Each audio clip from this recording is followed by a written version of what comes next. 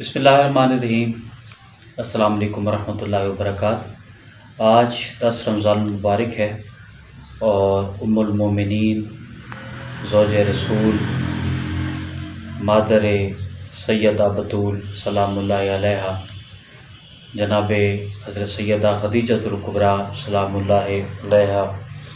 آپ کی عظمت کو، حرمت کو، پاکیزگی کو، استقامت کو اور اسلامی خدمات کو خراج تحسین اور سلام۔ اسی کے ساتھ ساتھ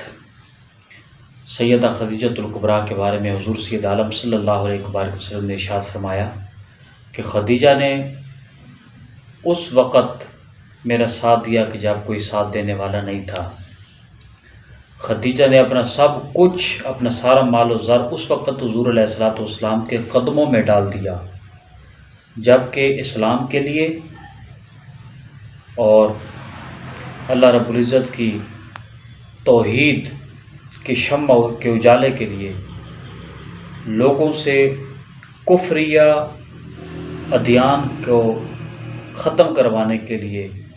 بتوں کی پرستش، لات و عزیٰ کے آگے سجدے ختم کرنے کے لیے اور لوگوں کو ایک وحدہ لا شریک ذات کی طرف لانے کے لیے مال و دولت کی ضرورت تھی، تو سیدہ خدیجۃ الکبریٰ سلام اللہ علیہا نے اپنا سب کچھ حضور کے قدموں میں رکھ دیا کہ یا رسول اللہ صلی اللہ علیہ وسلم، میرا سب کچھ آپ پہ قربان ہے۔ سیدہ خدیجۃ الکبریٰ کائنات کی وہ خوش قسمت ترین عورت کہ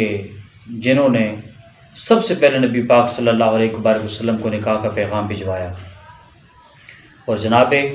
سیدنا ابو طالب علیہ السلام آپ نے حضرت خدیجۃ الکبریٰ اور نبی پاک صلی اللہ علیہ وسلم کا عقد فرمایا،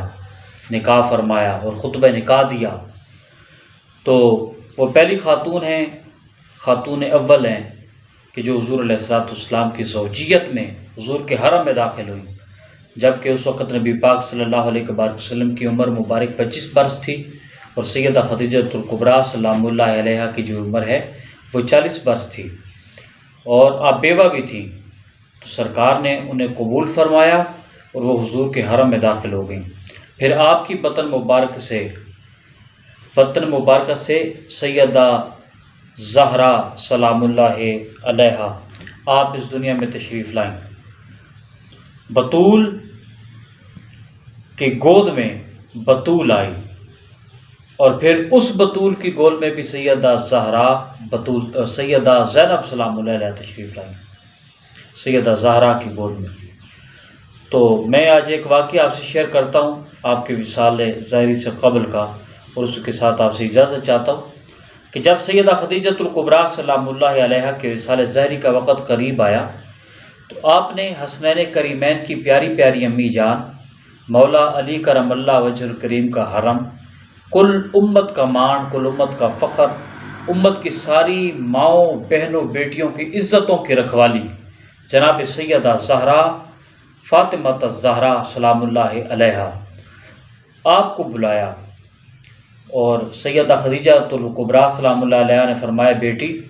میں جب سے آپ کے بابا جان جناب محمد رسول اللہ صلی اللہ علیہ وسلم کے حرم میں آئی ہوں، میں نے آج تک کوئی ڈیمانڈ نہیں کی،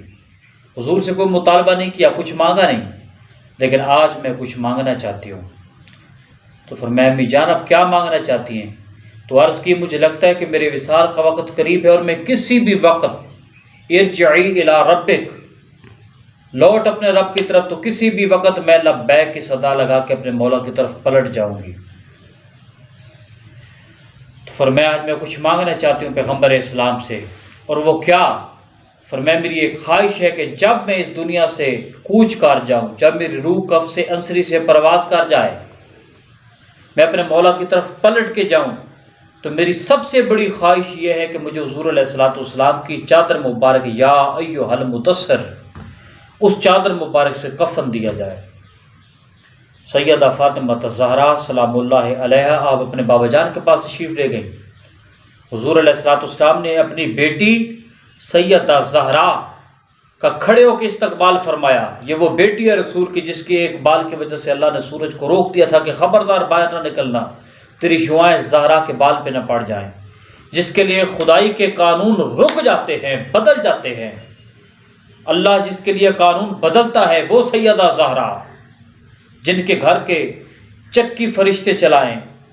جن کے جھاڑو فرشتے لگائیں، جن کے برتن فرشتے دھوئیں، جن کے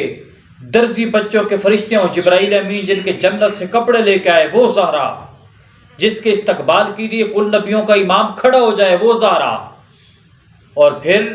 سب سے بڑی بات جناب ابو بکر صدیق رضی اللہ تعالیٰ عنہ سے لے کر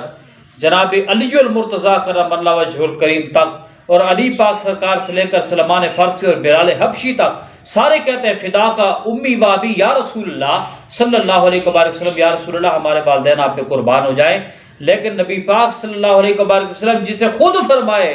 زہرا فاطمہ حسین کی اماں، مجھ محمد کے ماں باپ آپ پہ قربان ہو جائیں، مجھ محمد کے والدین آپ پہ قربان ہو جائیں، اور جس بیٹی کو حضور اپنے جسم کا حصہ فرمائے اور فرمائے زہرا